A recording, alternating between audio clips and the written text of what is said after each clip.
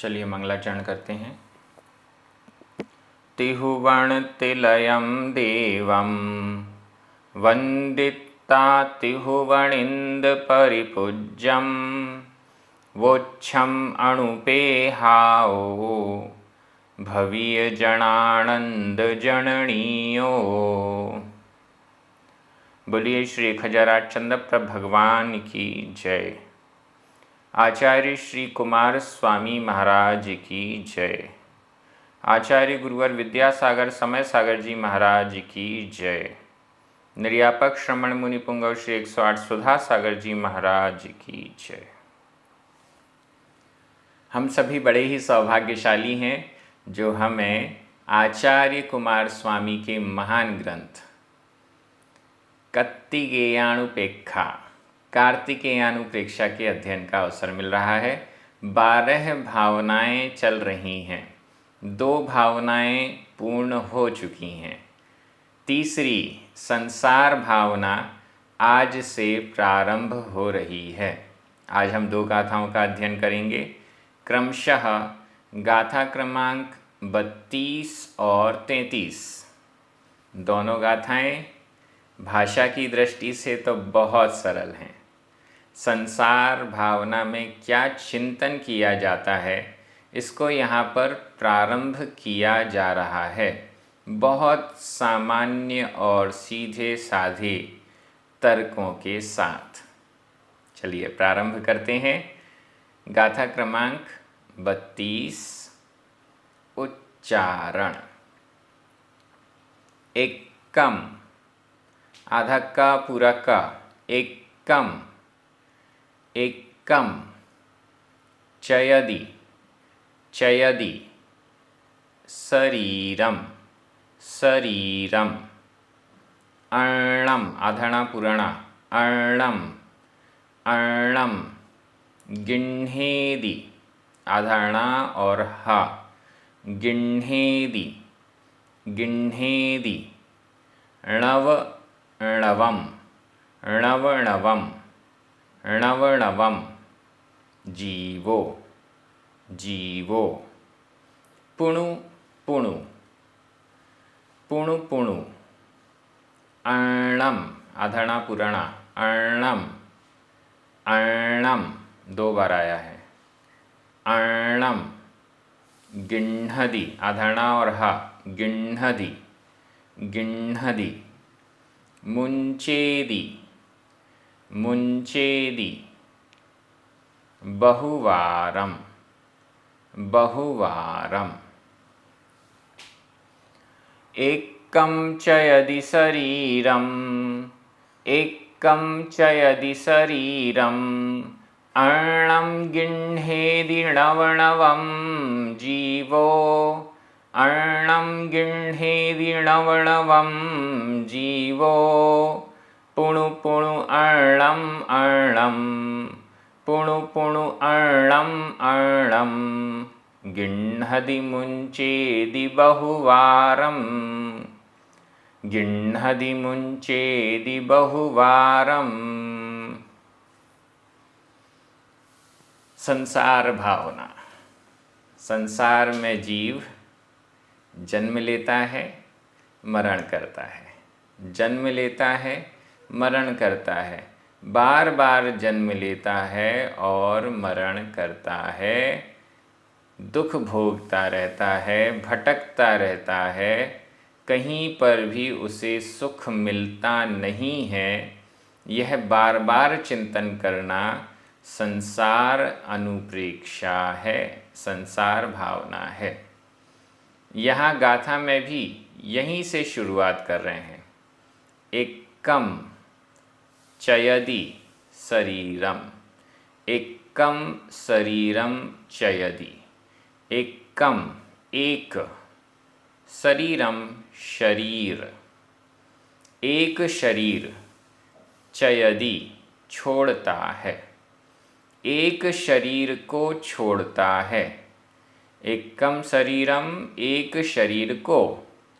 चयदि छोड़ता है, एक शरीर को छोड़ता है।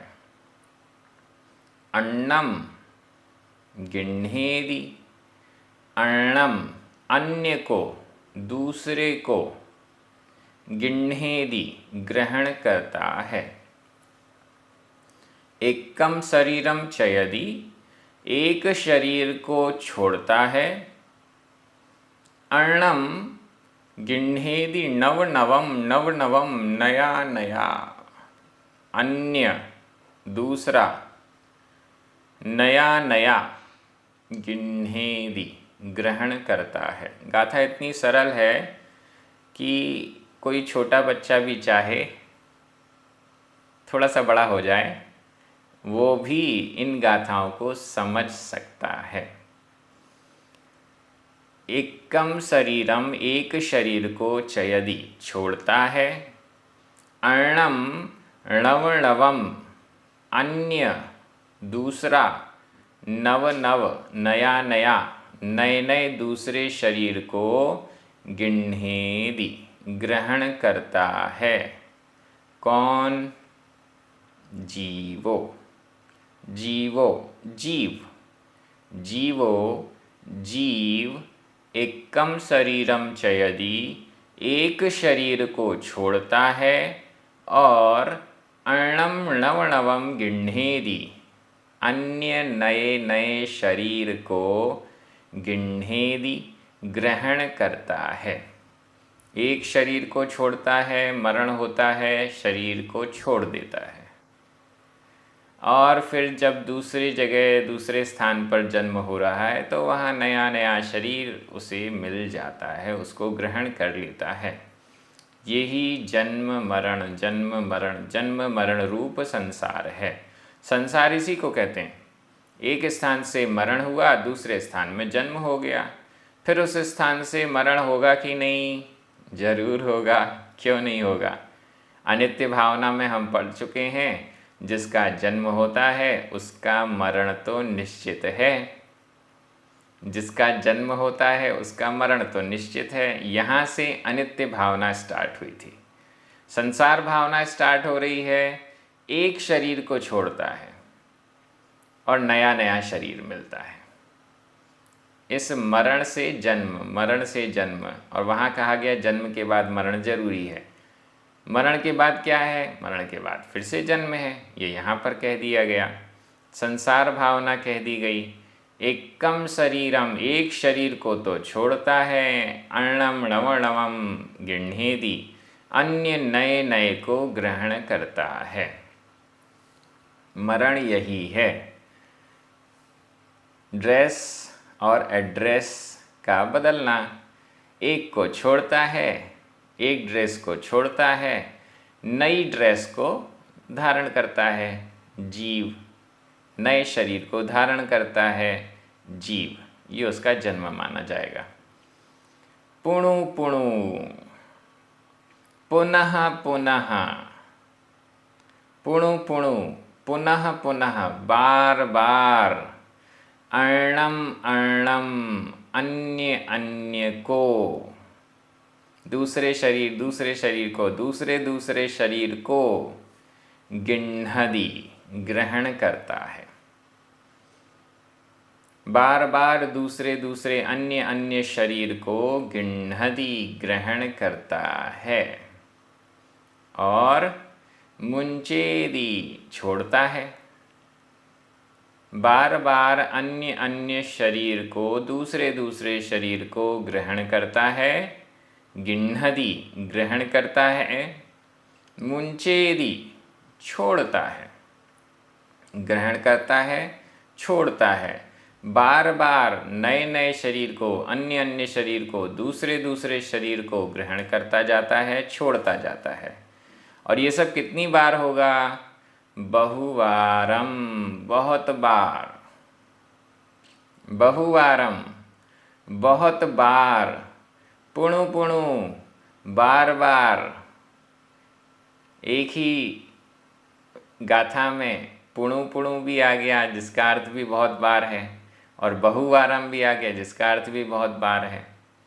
हम एक काम करते हैं, गिण्हदि के साथ पुणु पुणु लगा दीजिए, मुंचेदि के साथ बहुवारम लगा दीजिए, काम बन जाएगा। पुणु पुणु, पुनः पुनः, अर्णम अर्णम, अन्य शरीर को गिण्हदि बहुवारम और बहुत बार मुंचेदी छोड़ता है। शरीर को धारण करता है, जन्म लेता है और फिर मरण करता है, फिर छोड़ता है। मरण हुआ जन्म हुआ, मरण हुआ जन्म हुआ, ये चक्र चलता रहता है। नए नए शरीर को धारण करता है, पुराने को छोड़ता जाता है। ये चक्र चलता रहता है, इसका नाम ही संसार है। संसार के स्वरूप का चिंतन करना, संसार कैसा है, जन्म मरण रूप, दुख रूप, ये संसार का चिंतन है, संसार भावना है। गाथा बहुत सरल है। देखिए, गाथा में क्रियाएं 4 आई हैं, चयदि, गिण्हेदि, गिण्हदि और मुंचेदि। वैसे देखा जाए ये चारों ही वर्तमान काल अन्य पुरुष एक वचन के क्रिया रूप हैं। इसमें चारों में ही दी प्रत्यय लगा हुआ है, दा में छोटी ई की मात्रा। लेकिन इस दी के पहले चय और मुन, गिण्ह, नीचे वाली गिण्ह, इन दोनों में तो चय या में छोटा आ है, गिण्ह में भी छोटा आ है, उसके बाद दी लगा है। लेकिन गिण्हेदि और मुंचेदि, इनमें पहले ए लगा है, फिर दी लगा है। आचार्य कुमार स्वामी से हम अगर पूछें कि आपने 2 प्रयोग अलग अलग प्रकार के क्यों किए, एक जैसा ही कर देते। केवल चयदि, गिण्हदि, मुंचदि ऐसा ही कर देते। एक जगह चयदि, एक जगह गिण्हेदि, एक जगह गिण्हदि, दूसरी जगह मुंचेदि। ऐसा क्यों किया? ये ही प्राकृत है। अगर एक ही रूप लिख देते तो इसमें प्राकृत का टेस्ट नहीं आता, प्राकृत का भाव नहीं आता। यही प्राकृत है। संस्कृत में एक ही रूप चलता है। अगर ये ग्रंथ संस्कृत में लिखा होता तो यहाँ पर सभी जगह एक ही रूप होता, एक जैसा ही रूप होता। लेकिन यहाँ पर डिफरेंट प्रयोग किया है। वो इसीलिए किया है क्योंकि अगर विविधता नहीं रहेगी तो प्राकृत भी नहीं रहेगी। कोई व्यक्ति चाहे केवल एक रूप याद कर ले और उसका ही प्रयोग वो करे तो वो एक रूपता हो जाने के कारण प्राकृत रहेगी ही नहीं, वो तो संस्कृत बन जाएगी, एक नई प्रकार की संस्कृत। इसलिए उन्होंने अलग अलग, आप अन्य भी गाथाओं में देखेंगे तो अलग अलग रूप वहाँ पर ग्रंथकार लेते हैं, क्योंकि वो प्राकृत लिख रहे हैं और प्राकृत का मतलब ही है विविधता। व्याकरण की दृष्टि से देखें, एकम, शरीरम, अर्णम, णवणवम, नीचे अर्णम, अर्णम और बहुवारम, ये सभी द्वितीया विभक्ति के एक वचन हैं। अब क्या बचा? चयदि, गिण्हेदि, नीचे गिण्हदि और मुंचेदि, ये सभी वर्तमान काल अन्य पुरुष एक वचन के क्रिया रूप हैं। जीवो प्रथमा विभक्ति का एक वचन है, पुणु पुणु अव्यय है। लीजिए, इतने में हमारी व्याकरण हो गई। मैं हिंदी अर्थ कर रहा हूँ, आपकी नज़र प्राकृत शब्दों पर जानी चाहिए। जीव एक शरीर को छोड़ता है और अन्य नए नए को ग्रहण करता है। पुनः पुनः अन्य अन्य को ग्रहण करता है और बहुत बार छोड़ता है। लीजिए कितनी सरल गाथा है। आप YouTube के कमेंट बॉक्स में ज़रूर लिखें कि ये गाथाएं आपको समझ में आ रही हैं कि नहीं, क्या समझ में आ रहा है। जो आपको इन गाथाओं में मिल रहा है वो आपके जीवन में दिख रहा है कि नहीं, आपके भावों में आ रहा है कि नहीं। अपने भाव ज़रूर लिखा करें कमेंट बॉक्स में, क्योंकि इससे अन्य लोगों को भी पता चलेगा कि इस स्वाध्याय से क्या चिंतन, क्या मनन हो रहा है, क्या उपलब्धि हो रही है। ये सब भी उन कमेंट्स को देखने के बाद समझ में आता है। मुझे भी फीडबैक मिलता है कि आप लोग कितना समझ पा रहे हैं, समझ में ये शब्द आ भी रहे हैं कि नहीं आ रहे हैं। ये सब भी वहाँ कमेंट्स देखकर ही समझ में आता है। अब हम अगली गाथा में चलते हैं। गाथा क्रमांक 33, उच्चारण। एवं एवं जम जम संसरणम संसरणम णाणादेहेषु णाणादेहेषु होदि होदि जीवस्स आधासा पुरसा जीवस्स जीवस्स सो सो संसारो संसारो भणदि अधणा पुराणा भणदि भणदि मिच्छ आधा छ मिच्छ कसाएहि मिच्छ कसाएहि जुत्तस्स आधता पुरता आधासा पुरसा जुत्तस्स एवं जन संसरणम एवं जम संसरणम णाणादेहेषु होदि जीवस्स णाणादेहेषु होदि जीवस्स सो संसारो भणदि सो संसारो भणदि मिच्छकसाएहि जुत्तस्स मिच्छकसाएहि जुत्तस्स।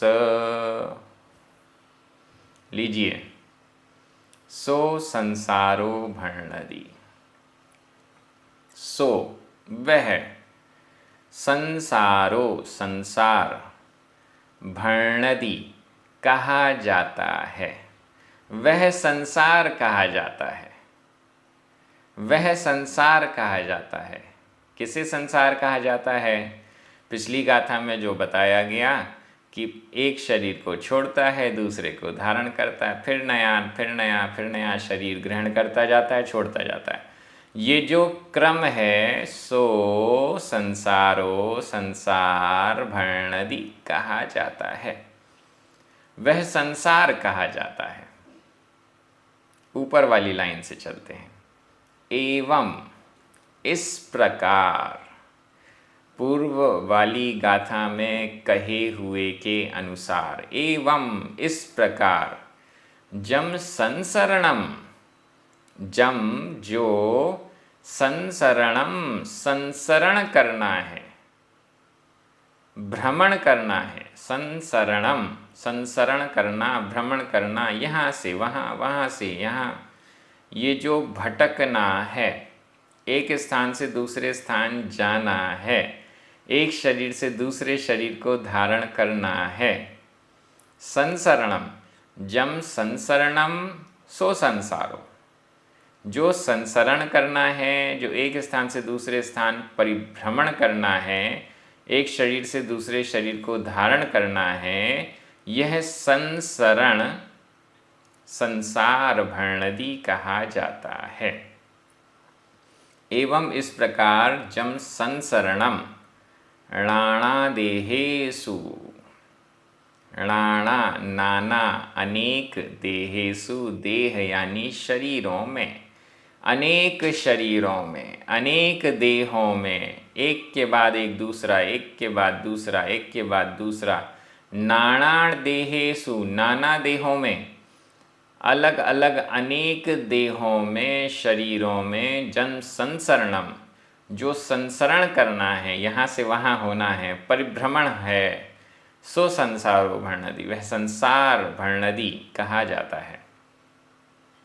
एवं इस प्रकार नाना देहेषु, नाना देहों में, जम संसरणम, जो संसरण होदी होता है, किसका होता है? जीवस, जीव का। एवं इस प्रकार जीवस, जीव का, नाना देहेषु, नाना देहों में, जम संसरणम, जो संसरण होदी होता है, सो संसारो भरनदी, वह संसार कहा जाता है, उसे संसार कहते हैं। ये गाथा जैन दर्शन के एकदम मूल को प्रस्तुत कर रही है। संसार से छूटना है, मोक्ष जाना है। तो पहला प्रश्न है, संसार से छूटना है, संसार क्या है? यहाँ इस गाथा में संसार को परिभाषित कर दिया गया। अभी चौथा चरण बाकी है, बड़ा महत्वपूर्ण है। मिच्छ कसाएहि जुत्तस्य, जुत्तस्य, ये किसका विशेषण है? जुत्तस्य, जीवस्य, जीव, जीव का विशेषण है। कैसा जीव? नाना देहों में संसरण करता है।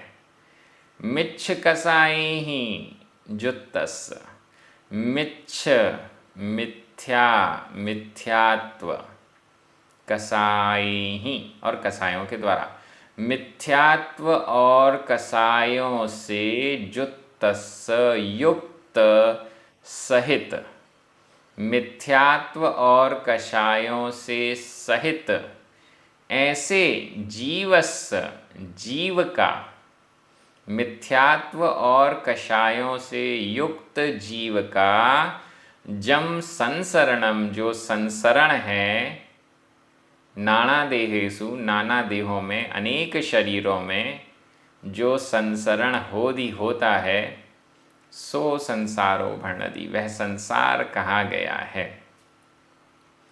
अगर मिथ्यात्व और कषायों से सहित जीव ना हो तो वो संसार में परिभ्रमण भी नहीं करेगा, अनेक अनेक शरीरों को धारण भी नहीं करेगा, उसे तो मोक्ष की प्राप्ति हो जाएगी। संपूर्ण मिथ्यात्व को नष्ट कर दे और संपूर्ण कषायों को नष्ट कर दे तो फिर नया शरीर मिलना ही नहीं, मोक्ष ही हो जाएगा।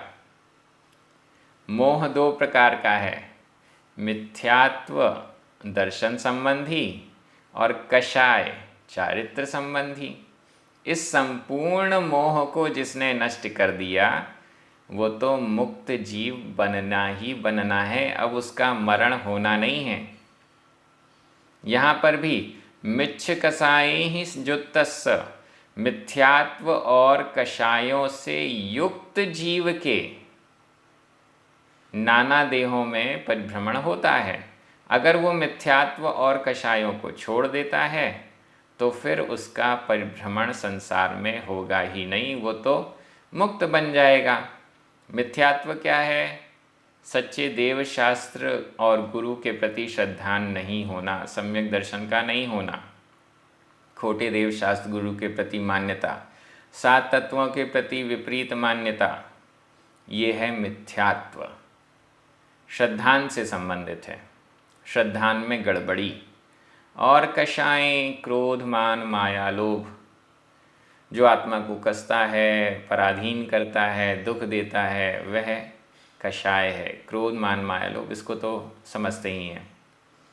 इनसे जो सहित जीव है वो संसार में भटकता है।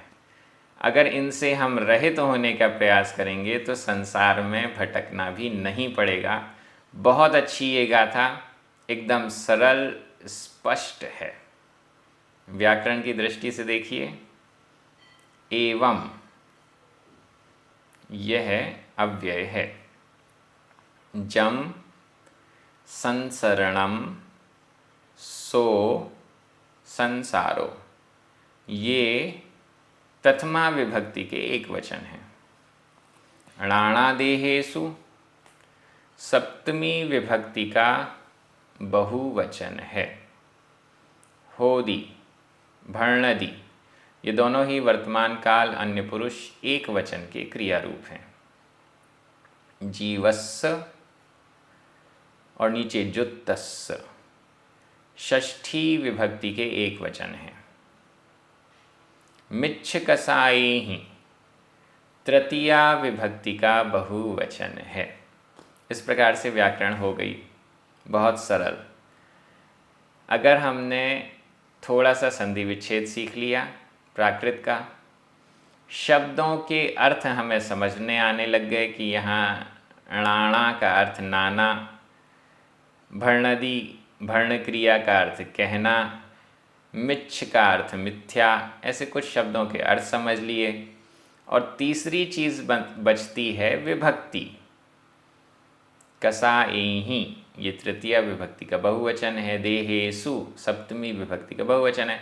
थोड़ी सी विभक्तियाँ समझ ली तो फिर प्राकृत में अब बचा ही क्या है, सब तो समझ में आ गया। बहुत सरल प्राकृत है अगर हम सीखना चाहें तो। मैं एक बार हिंदी अर्थ कर रहा हूँ, आपकी नज़र प्राकृत शब्दों पर जानी चाहिए। इस प्रकार मिथ्यात्व और कषायों से युक्त जीव के जो नाना देहों में संसरण परिभ्रमण होता है, वह संसार कहा जाता है। लीजिए, दोनों गाथाएं पूर्ण हो गई हैं। संसार भावना का प्रारंभ हो रहा है।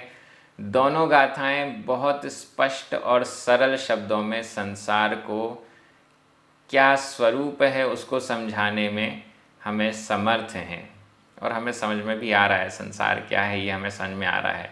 बस इसके प्रति हमें क्या चिंतन करना है, कैसे संसार से बचना है, संसार का स्वरूप क्या है, ये बार बार हमारे चिंतन में आना चाहिए। बार बार क्यों आना चाहिए? क्योंकि एक बार में काम होता नहीं है, इसलिए बार बार चिंतन, भावना, अनुप्रेक्षा जरूरी है। बहुत अच्छे से आप सभी कार्तिकेय अनुप्रेक्षा ग्रंथराज का अध्ययन कर रहे हैं। ये क्रम इसी प्रकार से जारी रहेगा। अपने मित्रों को, परिचितों को, सभी को इस स्वाध्याय से संबंधित जानकारी अवश्य प्रदान कीजिए, उनको भी स्वाध्याय से जोड़िए। जिनवाणी स्तुति करें, 9 बार नमोकार मंत्र पढ़ें। सभी को जय जिनेंद्र।